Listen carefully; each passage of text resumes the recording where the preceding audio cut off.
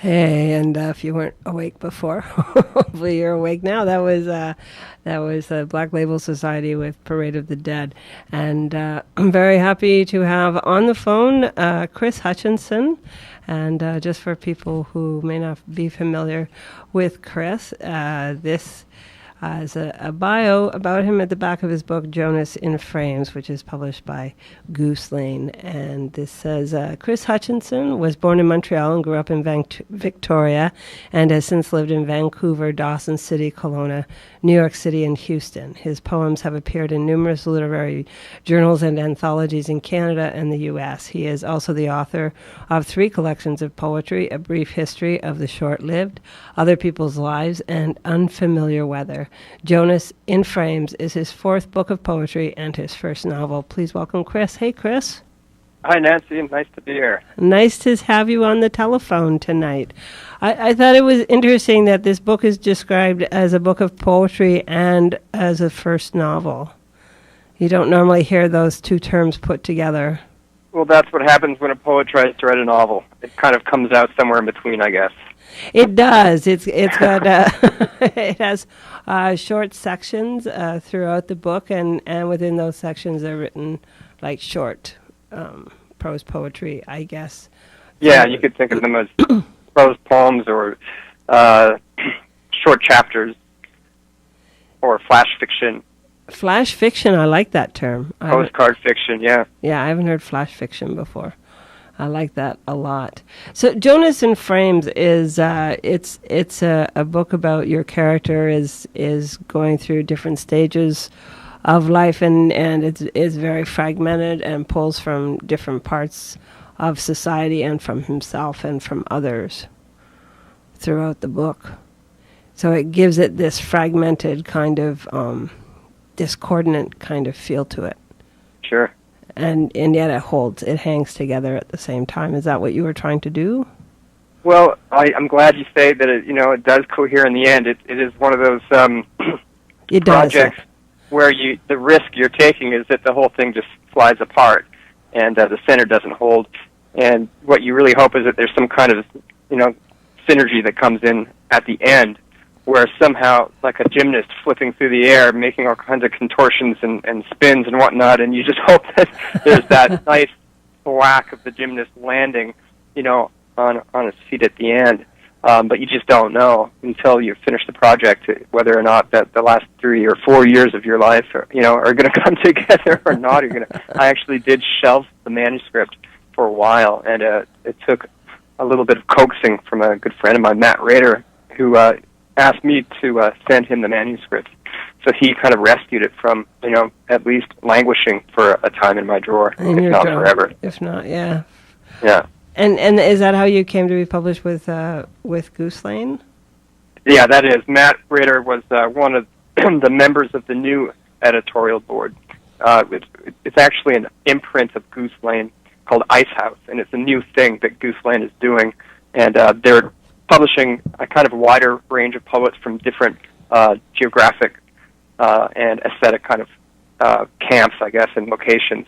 So they're broadening their scope of what they do in poetry. And so this new imprint is called Ice House, and they have some really amazing poets coming up. We are actually going to be interviewing John Barton in the second half of this show, and his new book is with Ice House also. So we'll have that opportunity to hear another writer from the new imprint. So is it just new this year, the imprint? Because I found out about it. Yeah, I think it's been around for a couple of years. Okay. Yeah. But they're just kind of getting going, and they have this new editorial board that kind of spans the whole country. So you have people from the East Coast and Matt in the West, and people in between. So it's kind of it's a wider kind of net, I guess they're casting. So do you write every day? Not anymore. I used to. Yeah, I used to be a real disciplined writer, but I'm a PhD candidate right now, so I do other things like read and it takes over your life and question my existence.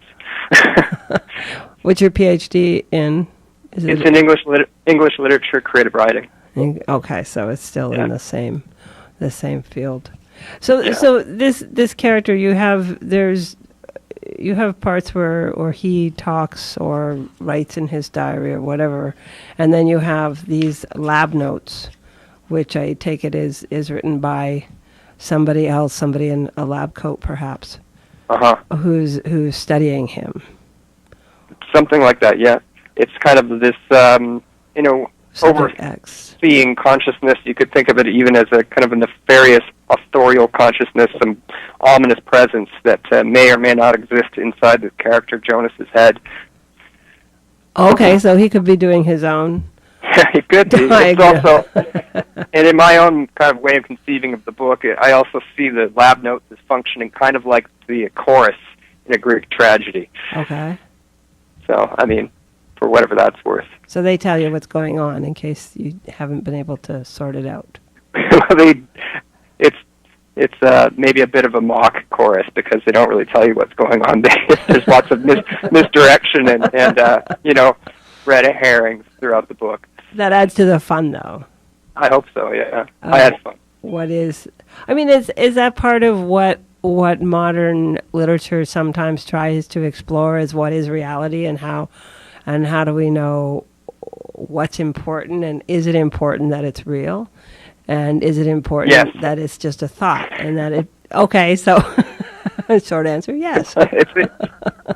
It's a great question because I'm glad that you ask it because in my more grandiose moments, I hope that something that I'm writing is in some small way investigating some of this stuff. But it really, you could go all the way back to René Descartes, Descartes, and the stuff. I think therefore I am. The Cartesian split between body and mind.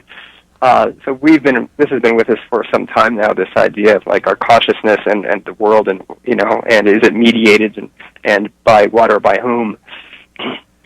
Yes, by what? And today go ahead. Go ahead. I was just going to say today our consciousness is mediated by the internet, just like right now I'm on Skype. Oh, you are on Skype. Yeah. Okay. So that's like mixing the computer, then the digital with the telephone, which I'm not sure what technology that is, but I'm not sure.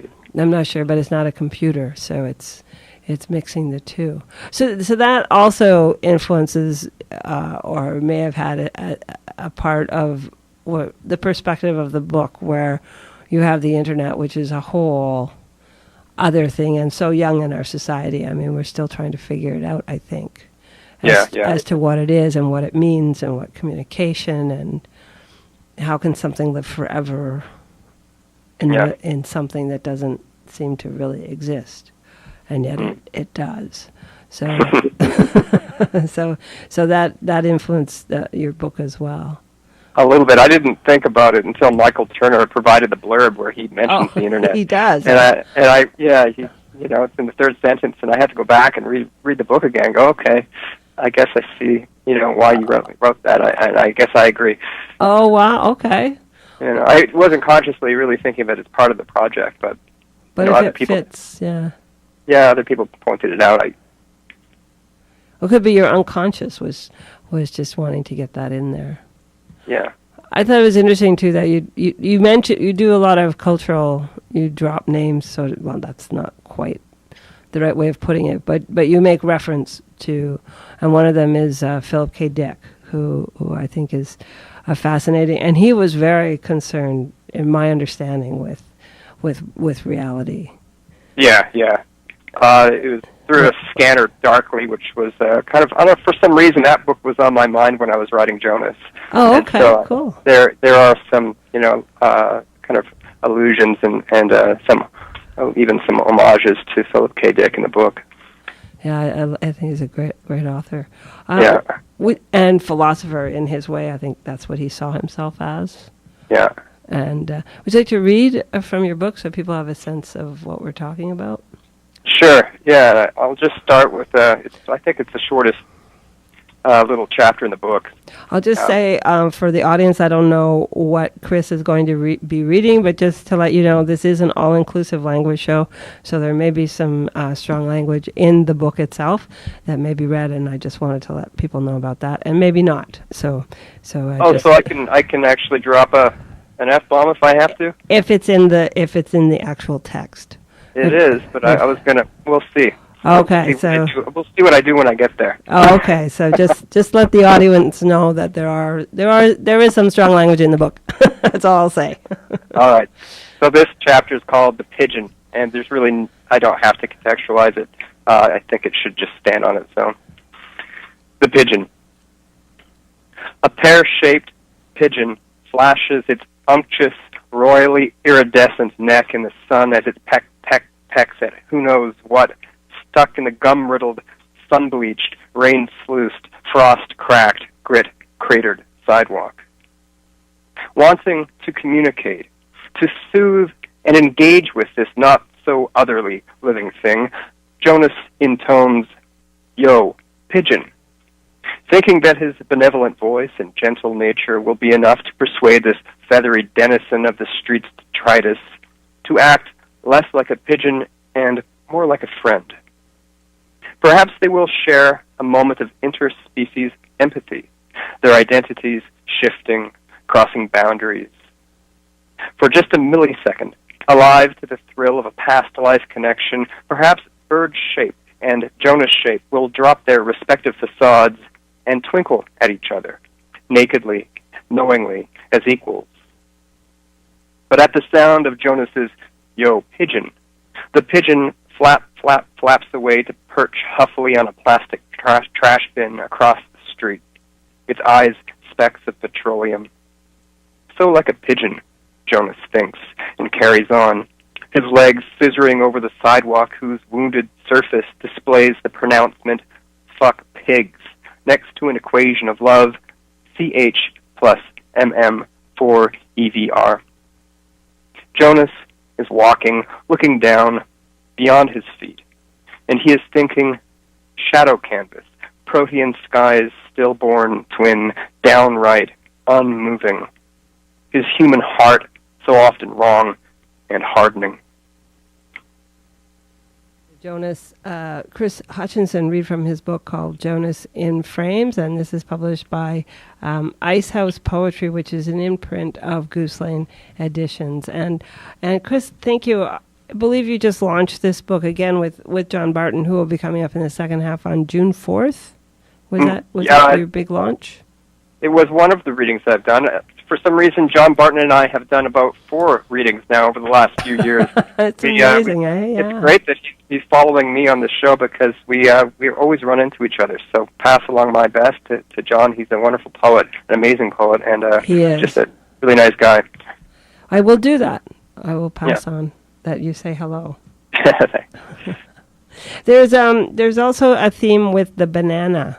You have a banana. What is that about? There's a banana on the back of the book, and you make reference to it in the book. Well, Jonas has kind of a pseudoscientific belief that bananas can affect his mood, that they have some kind of materialized sunlight inside them that can cure depression. And it's also kind of a reference to Samuel Beckett's play Krapp's Last Tape, in which the titular character in that play was obsessed with bananas, but they were very bad for his health, and he keeps obsessively eating bananas and trying to quit. And, of course, it's a very iconic image on one of the albums of the Velvet Underground, too, so it kind of signifies in a few different directions. That's true. I think Dandy Warhols, they've got... That's correct. A cover, I think, so it does pop up in themes. It does. And the cover of, it's always hard to describe covers on the radio, but it looks like it's a painting, and the face looks like it's imposed parts of a person or more than one person's face. So there are different circles with different eyes in it and ears and noses. So it gives you a sense of distortion of the face. Yeah. It's got a blue felt fedora. And he does. He has a blue felt and a red shirt with a white undershirt underneath. And who did it is a painting? It's more, I think, a collage. A collage. Yeah. Oh, cool.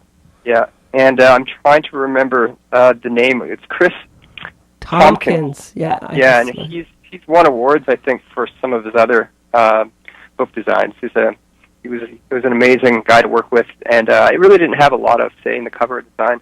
They just showed me, or Chris showed me what he had. I made one suggestion about the hat. I thought the hat was a little wrong, so he changed the hat, and that was that.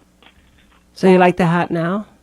Yeah. Blue fedora. I liked the hat before, but it was more of a classic fedora, and I just thought it kind of evoked, I think, or connoted to much of the mystery kind of hard-boiled detective genre. Gotcha. So I said maybe change the hat to something a little bit more kind of contemporary. So he did that. That was my only input. I think the hat's good though now. Yeah. I think we got it right. I think you got it right. I think you got it right for sure. Yeah. All the things you have to figure out. Yeah. And then he sort of carried the circles, the graphic, whether it's him or another artist has carried the graphic of the circles throughout for the chapters. The numbers are fragmented as well. Would you like to read another piece from your book? Sure. This one's a little longer. Okay. That's not too long. How much time do we have here? We've got about 6 or 7 minutes left. So. Okay. This should be just about time. Just about right. Okay. Yeah. I'll read a little quicker. No, take your time. What's comfortable. Okay. Yeah, please don't rush. No. This chapter is called The Good Life, and all we really need to know about it is that at this point Jonas is he's visiting San Francisco. He's looking up old friends he hasn't seen for a long time, and they live up in the Berkeley Hills, and they have a wonderful view of the bay and the bridge and so forth. Nice. And so this is called The Good Life. Everywhere he goes, Jonas visits the same long-lost friends. Now, all of them have babies. They have pink-headed babies with slobbery jowls. They have toothless, sponge-cake-faced babies with sea anemones for hands. Babies are strapped into jolly jumpers, towered in high chairs, stationed at rocket ship control centers, pop star babies, clown-cheeked babies, and mastermind babies snuffling and ferreting under the blanket for a leaky nipple. There are babies popping up like corks in all the rivers and oceans. There are mushroom babies sprouting from the sodden soil. Aliens, invaders of planet Earth, this pox of babies, this plague of fecundity, star seeds falling from the night sky. Jonas smiles weakly. He is weak in the knees. He is weak in the stomach. He is weak in forethought and in hindsight. He has a weakness for single malt whiskeys and for sexy flight attendants who check in on a timely basis. Fat and sleepy-eyed, his friends invite him to sit, relax. Doffing autumnal scarves, they say they have just strolled back from the craft fair, where they bought books on the art of edible origami and local art history. Now, they litter their monologues with the famous last words of wildlife painters. Every work, she is reputed to have said, was a reproach. They have a miniature schnauzer and a collection of rare vinyl no one is allowed to touch. They possess lemon zesters, garage door openers, and a vast knowledge of the vicissitudes of the NASDAQ. They wear the translucent skin of the well-fed and spiritually indifferent. Jonas has bad breath. He is bad with small talk, and the botched fledgling of his polite laughter tumbles from its branch. He'll never admit to his sour habit of gritting his teeth whenever he thinks he hears someone speaking his name with a forced lack of derision. He fumbles the joke of his employment history and misses every triple word score. So, are you seeing anyone? They are always so gracious to ask. Yes, replies Jonas. Tara and I have been together for a while now. Oh, I mean Ursula, but anyway, we broke up. How can he explain? There are years of his life he can't even think about, let alone discuss, while his alibis have become so multiple and varied to have entangled him, he imagines, in sticky strands of spider spit. Guilt is a trap his past has invented and set as a means of revenge and not a suitable item for a genteel chat. Jonas thinks it is better to bring up anything else, maybe the issue of Beethoven's possible Moorish roots, but not remembering any pertinent details of proof, he quietly helps himself to more crackers. But his friends are kind. When he sneezes and farts, their eyes sparkle and flicker like the edges of a 1980s television screen. Not surprisingly, his cover-up coughing fit stretches the limits of the space-time continuum.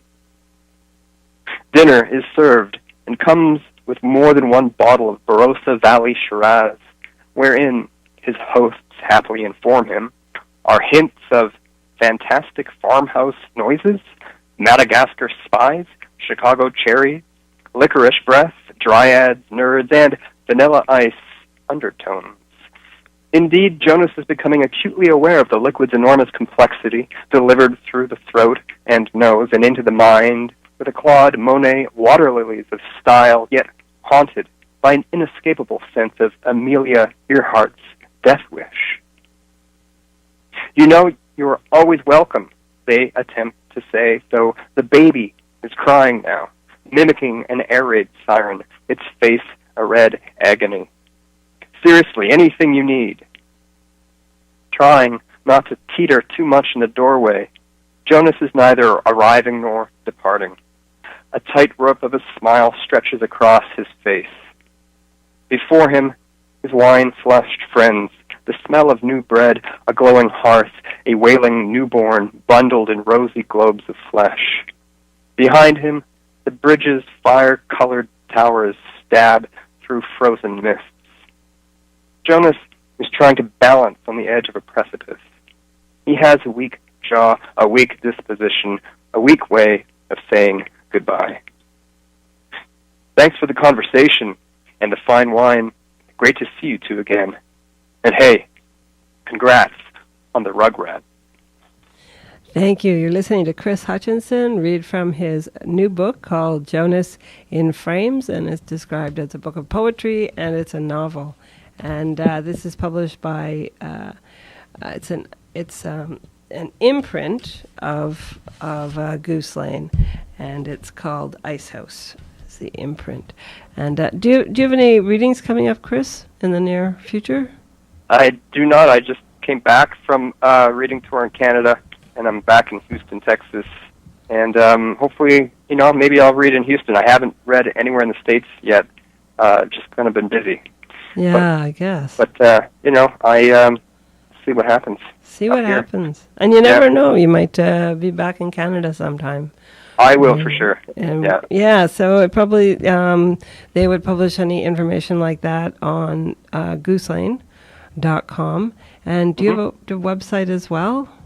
I do. I forget what it is, but if you just Google my name plus poetry or Jonas in Frames, it'll pop up. It'll pop up. And now and then I even update it. That's always a challenge, I'm sure. You get so busy, and then there's another thing on the to-do list. Yeah. Well, it's been a real pleasure talking to you, Chris, and good luck with your book and with your writing. Thanks so much for having me, Nancy. You're very welcome. Take care. Bye-bye. Bye. That was Chris Hutchinson. We were talking to him about his book called Jonas in Frames, and it's published by an imprint of Goose Lane Editions called Ice House. And we'll be right back right after with John Barton, who is also published by this imprint of Goose Lane Editions called